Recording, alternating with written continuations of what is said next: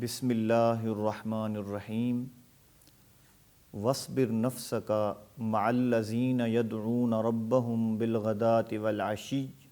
صدق اللہ العظیم وصدق رسولہ النبی الکریم۔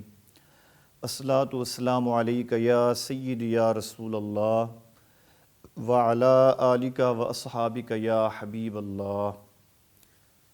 اللہ رب العزت کی حمد و ثناء اور رسول پاک علیہ الصلاۃ والسلام کی بارگاہ ناز میں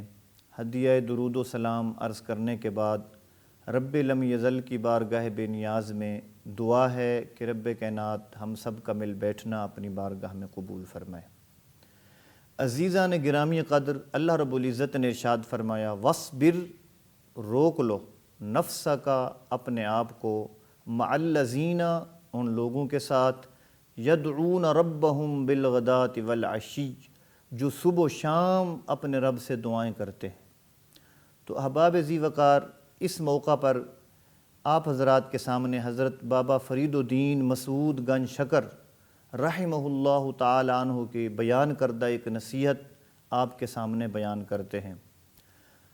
حضرت بابا فرید الدین مسعود گنج شکر وہ جوان ہیں جو فرماتے ہیں کہ 40 سال تک مسعود وہ کچھ کرتا رہا جو اس کا رب فرماتا رہا، اور اس کے بعد اس کا رب وہ کرم کرتا ہے جو مسعود عرض کرتا ہے۔ تو وہ مسعود بابا فرید الدین فرماتے ہیں کہ ایک شخص بڑا مفلوق الحال اور غریب تھا، تھوڑے سے اس کے پاس پیسے تھے، اس نے ان پیسوں سے سالن بنایا اور بازار میں جا کر بیچنا شروع کر دیا۔ تو سالن بیچ رہے تھے تو ایک خاتون کھوٹا سکہ لے کر بابا جی کے پاس جاتی ہے اور کھوٹا سکہ دیتی ہے اور سالن لے لیتی ہے، اور وہ بابا جی اس عورت کو یہ محسوس بھی نہیں ہونے دیتے کہ مجھے کھوٹے اور کھرے کی پہچان نہیں ہے۔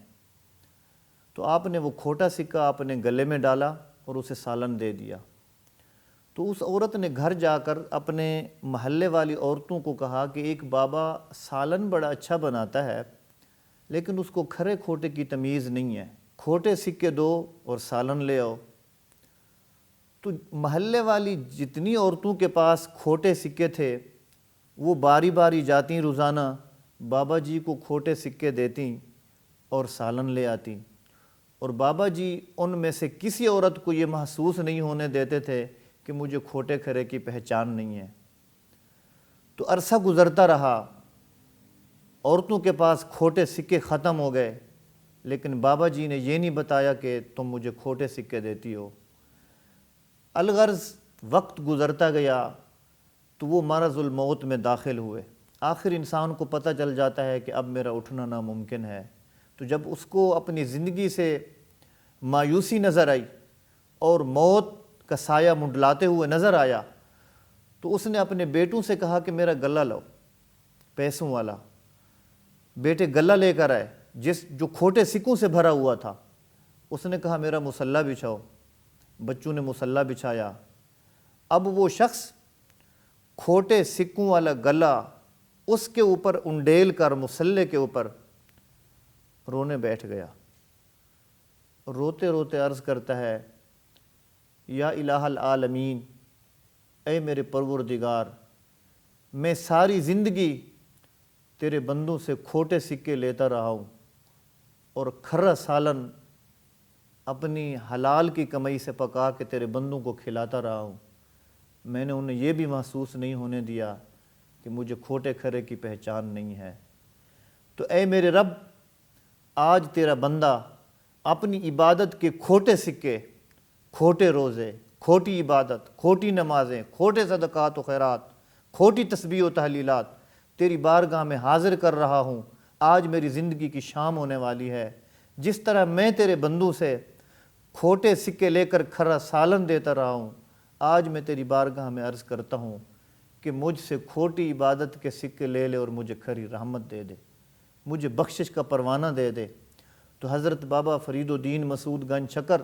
رحمۃ اللہ علیہ فرماتے ہیں جب وہ دعا کر رہے تھے اس کے گھر کے در و دیوار بھی وجد میں آتے اور ہاتف غیبی سے آواز آ رہی تھی کہ اے کھوٹے سکے لے کر کھرا سالن دینے والے، تیرے سارے گناہوں کو ہم نے معاف بھی کر دیا ہے اور تیرا نام صدیقین میں بھی لکھ دیا ہے۔ تو میرے دوستو، ہمیں اس واقعہ سے یہ سبق ملتا ہے کہ انسان اللہ رب العزت کی رحمت سے مایوس نہ ہو۔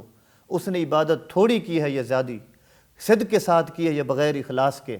لیکن اس واقعہ سے ہمیں درس ملتا ہے کہ مرنے سے پہلے تھوڑی دیر وہ اللہ رب العزت کی بارگاہ میں عرض کر دے، میرے مالک مجھے معاف کر دے، میرے کھوٹے سجدے قبول کر لے،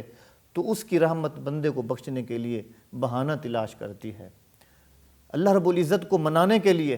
کسی پنچایت کو لے کے جانے کی ضرورت نہیں ہے، جیسے ہم دنیا میں پنچایت لے کے جاتے ہیں۔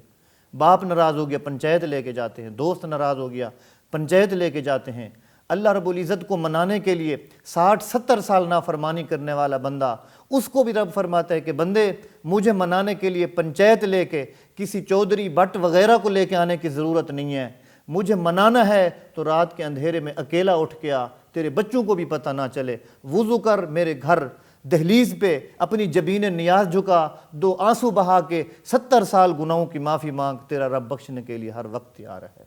تو میرے دوستو، اللہ رب العزت ہمیں صدق کے دل سے عبادت کرنے اور اس عبادت پر اللہ رب العزت سے بخشش کی امید رکھنے کی توفیق عطا فرمائے۔ وآخر دعوانا ان الحمد للہ رب العالمین۔